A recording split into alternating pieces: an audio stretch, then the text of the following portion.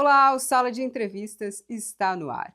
E falar sobre herança, sucessão e planejamento patrimonial ainda é um tabu para muitas famílias. Mas será que esperar o inventário é a melhor escolha? Quando vale a pena antecipar a sucessão? E quais os riscos e benefícios de instrumentos como doação em vida, testamento, usufruto e holding familiar? Para esclarecer essas dúvidas, recebemos hoje a advogada Débora Rodrigues Donadel, especialista em direito societário, planejamento patrimonial e sucessório.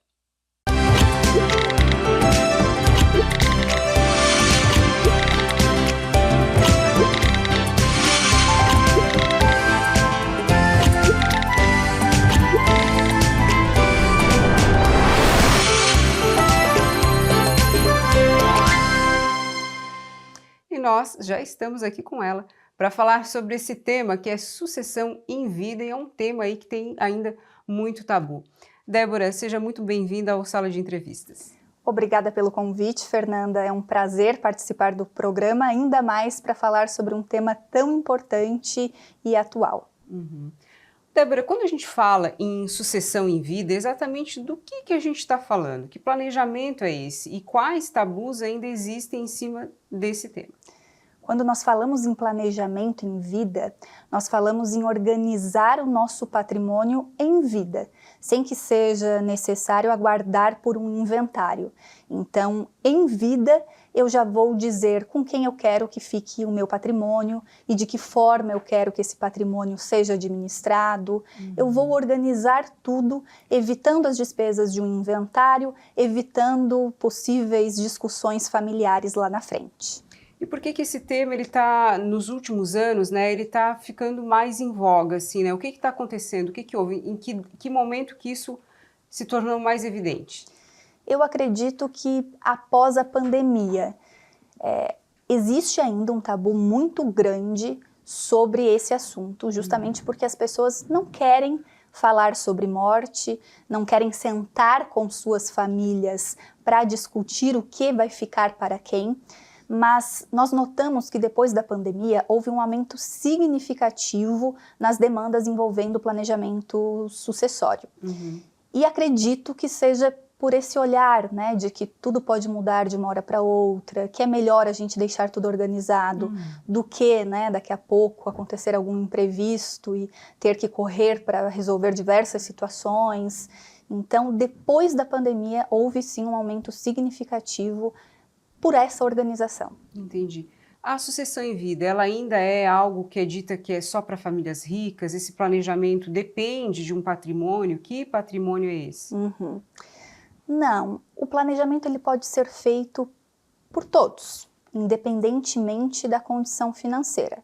Agora, a forma de planejamento sucessório, aí sim, isso vai depender da quantidade de patrimônio, vai depender, né, da realidade financeira de cada família, mas qualquer um pode organizar isso. Entendi. O inventário, né? Que tipo de problemas, que tipo de riscos a pessoa pode ter quando ela opta pelo inventário? O inventário ele pode ser feito de maneira judicial e extrajudicial. Extrajudicial é quando a família ela chega num denominador comum. Então, eu não preciso bater na porta do judiciário para que o judiciário resolva o meu problema. Eu vou até o tabelionato de notas e consigo fazer o inventário no cartório. Isso quando a família está de acordo, quando já se Exatamente. resolveram, está tudo ok. E aí, porém, ainda assim, precisa de um advogado. Quando a família não chega num denominador comum, é necessário ingressar com uma ação. E aí essa ação, ela demora por vezes anos. Se eu preciso ingressar com uma ação, significa que a família não conseguiu chegar num denominador comum, ou seja, conflitos familiares. E aí a gente tem que levar em consideração que quanto mais a gente demora para resolver um inventário, o patrimônio, às vezes, né, desvaloriza, a gente vai perdendo dinheiro. E por falar em dinheiro, tanto numa modalidade quanto em outra, eu vou precisar pagar diversos impostos, eu vou precisar pagar honorários do advogado, então os custos de um Podemos inventário... falar de percentuais? Quanto que custa o inventário? Depende do patrimônio? Como é que funciona? Depende do patrimônio, não existe um cálculo certo, né? Então, quando a gente fala em inventário, nós temos despesas, se for extrajudicial, com os emolumentos do tabelionato de notas. Só quando todo mundo já se resolveu ali, exatamente, tá tudo certo, só lá no tabelionato, qual seria o custo aproximado? Eu não teria como a gente passar um custo aproximado, mas nós temos despesas de emolumentos, que podem chegar até R$5.000, nós temos despesas de ITCMD, sempre que eu falo em morte, eu falo em ITCMD. ITCMD é o Imposto Causa Mortes. Sempre que alguém falece, eu preciso pagar esse chamado ITCMD. E tudo isso, né, vai gerando custo. Vai precisar de um advogado também. Também. E aí a pessoa optou por sucessão em vida. Isso reduz também um pouco esse custo? Isso aumenta? Reduz, porque dependendo da forma de planejamento, eu consigo eliminar o inventário. Então, muitas pessoas buscam o planejamento porque não querem passar pelo processo do inventário. Seja porque querem reduzir despesas, seja porque não querem que as famílias, né, que os filhos briguem. Então, já resolvem tudo em vida pensando em evitar todas essas problemáticas. Entendi. E existe um momento ideal para pensar nisso? Porque a doutora falou aqui no começo que a pandemia, de uma certa forma, despertou isso, né? As pessoas se viram ali, de repente, com as coisas acontecendo de uma maneira muito ruim, muito triste, ficaram também sensibilizadas, vulneráveis. Mas existe um momento certo? E que momento seria esse? Não existe um momento certo, porque quando a gente fala em planejamento, e eu acho que essa é a beleza do planejamento sucessório, vai depender muito da dinâmica de cada família, da realidade de cada família. Então, um modelo de planejamento para ti talvez não seja o mesmo para mim, e o momento talvez também não seja o mesmo. Então, nós temos que avaliar cada caso de maneira individualizada, para saber qual o momento, para saber qual a melhor forma de planejamento. Mas é claro, né, o quanto antes, sem dúvidas, melhor. E a doação em vida, ela também é uma alternativa? E como é que ela acontece, né? O que é possível fazer com a doação em vida? A doação em vida que tu estás falando, eu imagino que seja aquela em que eu transfiro diretamente meu patrimônio para outra pessoa, né? Existe, por exemplo, eu tenho uma casa, né, vamos exemplificar aqui. E eu quero que essa casa em específico fique com uma pessoa, e às vezes não é nem da minha família. Tem como fazer isso? Tem como doar? Ou pode ser por um filho, por um neto, mas eu quero fazer essa doação. É possível? É possível. Porém, nós temos que observar a seguinte regra. Quando eu tenho herdeiros necessários, quem são esses herdeiros necessários? Cônjuge, filhos, pais. Quando eu tenho esses herdeiros necessários, nós não podemos doar a integralidade do nosso patrimônio. Eu posso doar 50% da minha parte disponível, que a gente chama tecnicamente. Então, os outros 50% são destinados obrigatoriamente para esses herdeiros necessários. Então, se tu tens 50% do teu patrimônio disponível, tu podes sim fazer a doação para quem tu bem entenderes. Tá? E essa doação, aí eu consigo colocar também algumas ressalvas, enfim, mas é possível. É possível. E quando vai para inventário, também existe essa questão dos 50%? Sim, sempre. O 50% vai estar ali, independente de ser doação, de ser... e se for testamento? O testamento ainda é utilizado? É um recurso ainda que é... É utilizado, bem utilizado É que a gente vê muito em filme, novela, né? Mas é real? Existe. Ele não é feito com tanta frequência porque ele não elimina o inventário. Mas é uma das formas de planejamento sucessório. E, em alguns casos, é a única forma indicada. Então, quais seriam os casos do testamento? O testamento, quando eu não tenho bens suficientes para justificar a criação de um outro método. Então, geralmente, nessa hipótese, a gente vai indicar ou uma doação em vida ou um testamento, a depender do desejo da pessoa. O testamento, ele é sigiloso, então eu faço ele e ninguém vai saber da existência, salvo quando do meu falecimento. E eu posso revogar a qualquer momento, então tem essa vantagem, porque eu posso mudar de ideia. Então eu posso fazer um testamento te beneficiando hoje e amanhã ir ao tabelionato e mudar. Tá, esse testamento fica lá no tabelionato, então fica no tabelionato. A pessoa vai lá e faz lá no tabelionato. Isso. Tem outras formas de fazer o testamento, tem como eu realizar ele de maneira particular, mas eu, particularmente, prefiro fazer no tabelionato, porque o tabelião ele tem fé pública, então tudo que ele atesta, subentende-se. Porque a gente vê muito, assim, né, nos contos, é de punho mesmo, né? A pessoa escreveu aquilo ali. Isso tem que ser escrito ou pode ser...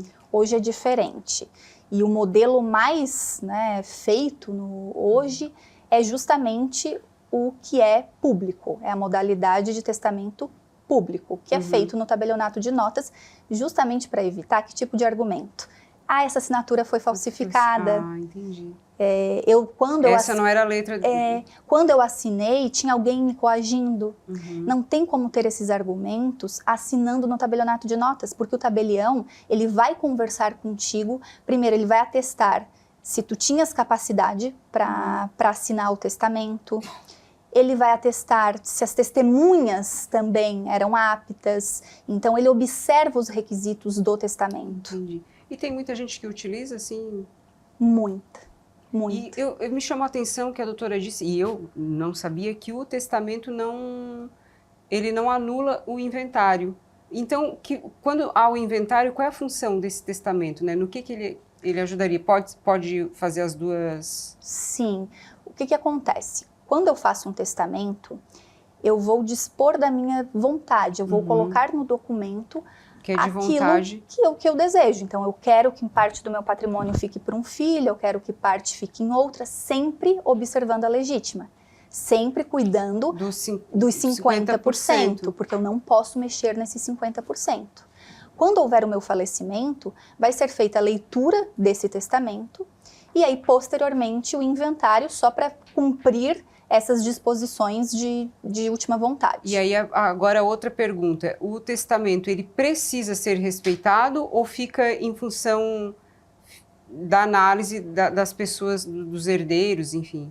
Precisa ser respeitado. Precisa ser respeitado. Mas ele não anula, mas ele precisa ser respeitado. Ele precisa ser respeitado. O que pode acontecer, por exemplo, é algum herdeiro alegar que o testamento foi feito... que a pessoa que fez o testamento não tinha capacidade, por isso que a nossa recomendação é sempre fazer na via pública, porque aí eu já reduzo esse risco, afinal de contas um tabelião conversou com aquela pessoa e basicamente é isso. Tem idade para fazer o testamento? A idade seria, ou idade limite? Não tem idade limite. Não tem idade limite. Não tem. Entendi. O assunto está bem interessante, mas a gente vai dar uma pausa agora. O nosso tema é sucessão em vida. E no próximo bloco, a gente ainda tem muita coisa para abordar sobre isso e nós vamos falar também de holdings.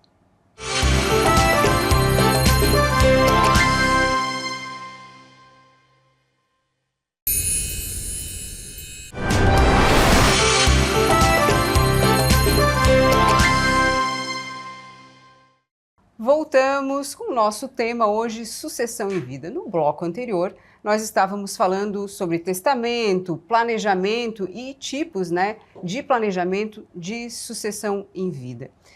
Débora, nós paramos no bloco anterior falando da idade, né, que não existe uma idade limite, então, para fazer o testamento. Não. E ele precisa ser respeitado junto ao inventário. Um adendo ao que eu falei, não existe limite. Mas, claro, se eu for fazer um testamento com 95 anos, por exemplo, pode ser que o herdeiro conteste, diga que aquela pessoa não tinha capacidade. Por isso, sendo repetitivo, é importante fazer no tabelionato, para o tabelião atestar a capacidade. E eu tomaria um cuidado extra de também providenciar algum atestado médico que deixe claro que aquela pessoa estava apta para fazer o documento. Entendi. Agora eu queria falar um pouquinho do usufruto. O que é o usufruto, como é que ele funciona, o que pode, o que não pode, em que momento? O usufruto é um mecanismo muito interessante que a gente aplica em doações. Então, eu posso fazer uma doação, doar o meu patrimônio para ti e tu vais ficar gerindo esse patrimônio exclusivamente. Mas eu posso fazer uma doação com reserva de usufruto vitalício. O que seria esse usufruto vitalício? Estou doando para ti, mas os frutos desse imóvel são meus. Se esse imóvel gerar alguma renda, esta renda será minha. Tu não tens direito de vender este patrimônio até que eu faleça. Então, o usufruto, ele protege muito a pessoa que constituiu aquele patrimônio. A gente utiliza muito... Em que casos que ele pode ser usado, por exemplo? Em todos, e sendo muito sincera contigo, geralmente nós utilizamos em praticamente todos os planejamentos. Sim, porque ele dá uma segurança para o patriarca, para a matriarca. Afinal de contas, né, às vezes os pais querem fazer uma doação, mas eles não querem perder o controle que eles têm sobre determinado bem. E nós temos que protegê-los, né? Afinal de contas, eles constituíram todo aquele patrimônio. E aí entra a doação com reserva de usufruto vitalício. Mas daí isso vale para qualquer patrimônio? Por exemplo, para casa, para apartamento, para empresa? Para qualquer patrimônio. Sempre que eu falo em doação, eu posso doar colocando essa condição, essa cláusula de usufruto vitalício. E aí eu quero só fazer uma perguntinha aqui, só uma brecha. Quando eu faço a doação, qual é o custo dessa doação? Também tem todas essas taxas? Que taxas são essas? Porque as pessoas acabam descobrindo isso, às vezes, num momento inoportuno, né? Que é quando a coisa toda acontece. Tem também, que é o ITCMD. Então, eu tenho o ITCMD, mas quando eu faço uma doação com reserva de usufruto... O ITCMD é o imposto? É o causa-mortes, mas também é o de doação. Então, eu sempre causa-mortes ou imposto de doação. Eu sempre vou aplicar quando ocorre, né, o fato gerador falecimento e também quando eu dou algo a alguém. Sempre vai ter o ITCMD. Mas quando eu faço o ITCMD, eu faço, aliás, a doação com reserva de usufruto vitalício, eu pago 50% desse imposto agora e 50% vai ser pago lá quando houver o falecimento. Então, eu não pago a integralidade no momento da doação. Eu pago 50%. E o remanescente vai ser pago depois, por quem né? ficou com o patrimônio. E quando a gente fala desse imposto, existe um percentual, por exemplo, para tal patrimônio, 10%, 5%, como é que funciona?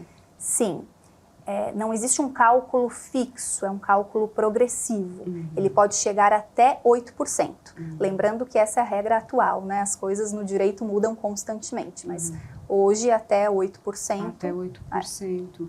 E agora eu queria falar um pouquinho de holding, das holdings. Vamos começar. Exatamente o que é uma holding? A holding, ela tem várias finalidades. Ela serve tanto para eu proteger o patrimônio, quanto para eu organizar o patrimônio, quanto para evitar algumas despesas. E aí, sempre que a gente atende alguém que tem esse desejo de montar uma holding, a gente questiona por qual objetivo tu queres a holding. Porque a holding serve para muitas finalidades. E a gente precisa entender se aquilo que a pessoa pensa da holding realmente encaixa com o que ela quer fazer. Perfeito. E aonde existe a confusão daí? Onde as pessoas não sabem o que estão fazendo e, eu quero fazer uma holding, mas não se encaixa. Onde é que existe ali a confusão? Muitas, por exemplo, acham que a holding vai blindar o patrimônio. Eu, particularmente, não gosto desse termo blindagem, porque ele dá a falsa ideia de que o patrimônio estará 100% protegido. E não é verdade. A holding, ela cria bloqueios. Realmente, ela dificulta muito que eventual credor, por exemplo, acesse esses patrimônios. Mas falar que ela blinda 100%, eu não posso dar essa garantia. Então... E algumas pessoas têm essa ideia de que não, eu tenho a holding, então eu estou 100% resolvido. Não é bem assim. A holding, ela é utilizada mais para empresas, né, nessa sucessão em vida, ou ela pode ser usada também por quem não tem empresa? Onde que ela... Pode ser usada independentemente da pessoa ter uma empresa ou não. Isso não é um fato relevante. O que a gente analisa para montar uma holding? Se aquela pessoa tem patrimônio. Esse patrimônio pode ser imóveis, não necessariamente, né, cotas de uma empresa. Sim. Então, se aquela pessoa tem imóveis, ela pode, dependendo, né, da quantidade de imóveis, dependendo de alguns fatores... Para qual perfil de família uma holding, por exemplo, seria indicado? Para o perfil que tem muito patrimônio, que tem imóveis locados, que quer organizar tudo em vida para evitar que os filhos depois briguem, ou evitar também... E aí, né, o que a holding faz nesse caso? Eu tenho vários imóveis, alguns são alugados. Qual é o papel da holding nisso em relação ao dono e aos herdeiros? Tá. Antes, deixa eu explicar como funciona o contrato social, como funciona o início de uma holding. Quando alguém nos procura para fazer uma holding, primeiro a gente tem que fazer um levantamento e fazer um diagnóstico do patrimônio. Faz sentido para essa pessoa ter a holding? Porque nem sempre faz. Por vezes a gente tem essa fala, olha, a holding vai te gerar um custo que não se justifica, porque a holding é uma nova empresa.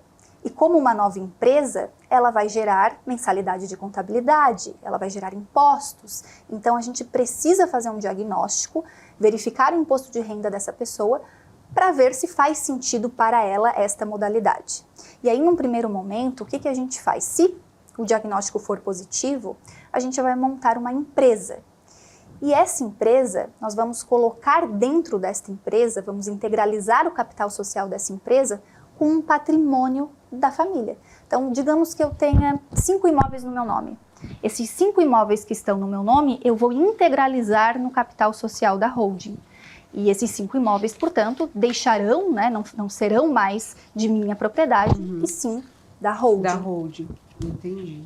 Isso é uma primeira etapa. E é uma outra confusão que as pessoas fazem, porque elas acham que só esta etapa elimina o inventário. E não é isso que elimina o inventário. Existe alguma possibilidade de eliminar o inventário? A segunda etapa da holding. A segunda etapa. A segunda etapa da holding é quando? Então, eu integralizei no capital social todo o meu patrimônio e numa segunda etapa eu vou doar as cotas para os meus filhos. E quando eu faço essa doação, aí sim eu elimino o inventário. Por quê? Quando ocorre o falecimento, é feita uma pesquisa. Tudo que estiver no meu nome vai ser objeto de inventário. Então, se no meu nome tem cotas, essas cotas serão inventariadas. Agora, se eu faço uma doação, já não tem mais nada no meu nome. E aí, isso elimina o inventário. Entendi. E aí, quando distribui essas cotas, essa holding distribui essas cotas, não tem como saber se a pessoa vai ficar com a casa X ou com o apartamento X? Por exemplo? Pode. Os herdeiros podem... Podem estruturar dessa forma.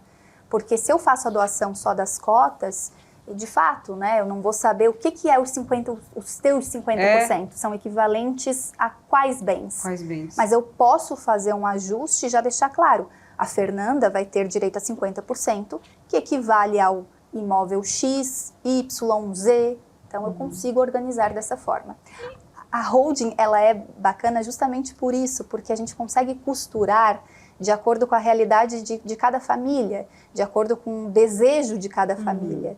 Então, eu consigo prever diversas situações dentro do contrato social. Quais custos, por exemplo, gerariam uma holding? Por isso a importância do diagnóstico. A holding, de fato, ela não serve para qualquer contexto, nem sempre é o melhor caminho, há outras formas de planejamento. E para eu fazer, né, de forma resumida, para eu fazer uma holding, eu vou precisar pagar para ter uma contabilidade depois que acompanhe este CNPJ, afinal de contas a holding vai ser uma nova empresa. E essa nova empresa precisa de uma contabilidade que acompanhe. Que administre Exato. Isso. Então essa contabilidade vai gerar um custo, né, de mensalidade e tem a despesa de ITBI inicialmente. Então, quando eu for integralizar no capital social da holding esses patrimônios, eu vou precisar pagar o chamado ITBI. Até um tempo atrás, não era necessário. Mas houve um julgamento no STF que modificou esse entendimento. E hoje, de novo, ainda tem, agora nós estamos aguardando a decisão também do STF, porque essa questão está em discussão novamente. Mas fato é que, atualmente, é preciso recolher o ITBI. E como é que a gente faz esse recolhimento? É sobre a diferença do valor que foi informado no meu imposto de renda e o valor que foi declarado pela prefeitura, o valor que a prefeitura atribuiu para aquele bem. Então vamos lá. No meu patrimônio, pode ser que, aliás, no meu imposto de renda, o imóvel eu coloquei que vale 1 milhão e a prefeitura atribuiu para esse mesmo imóvel 2. Eu vou pagar ITBI, mas sobre a diferença do que eu coloquei no meu imposto de renda... E o que a prefeitura colocou. Exatamente. Entendi. Débora, nosso assunto interessantíssimo, nós já estamos nos encaminhando para o final, mas antes ainda eu gostaria de te perguntar quais os benefícios, então, da sucessão em vida, né? Qual a orientação também que a... São muitos os benefícios. O benefício de eu conseguir organizar todo o meu patrimônio, conseguir já dispor quem que eu quero que administre o quê. Quando a gente fala em empresários, por exemplo, né, eu posso determinar quem vai ficar administrando aquela empresa, quem vai ser o meu sucessor naquela empresa, porque nem todo herdeiro está apto para dar continuidade à empresa, né? Então, tem esse benefício de eu conseguir já verificar que esse herdeiro tem esse perfil, então faz sentido que ele fique com esse patrimônio. Redução de despesas. E é claro, né, para a gente chegar a essa conclusão, a gente precisa fazer um diagnóstico, precisamos analisar todos os documentos, mas em muitos casos eu consigo reduzir sim as despesas que o inventário teria, despesas também com imposto sobre aluguel. Então, são inúmeros os benefícios. De planejamento em vida, de sucessão em vida. Débora, muito obrigada pela tua participação, a tua disponibilidade aqui. Gostaria que tu deixasse os teus contatos, as tuas redes sociais, para que se alguém ainda tiver alguma dúvida, também possa entrar em contato com a Débora. Perfeito. Vou deixar o contato do escritório, que é 3433-1257, e eu estou no Instagram pelo @DéboraDonadel. Obrigada, Débora, mais uma vez pela tua participação, pelos teus esclarecimentos. E o nosso assunto hoje foi sucessão em vida. O planejamento sucessório é um tema que muitas vezes é adiado, mas que pode evitar conflitos familiares, reduzir custos e trazer mais segurança para o patrimônio construído ao longo da vida. Obrigada também a você que nos acompanhou até agora. O Sala de Entrevistas fica por aqui, mas você pode rever esta edição no nosso YouTube /TV Primavera. Até a próxima edição.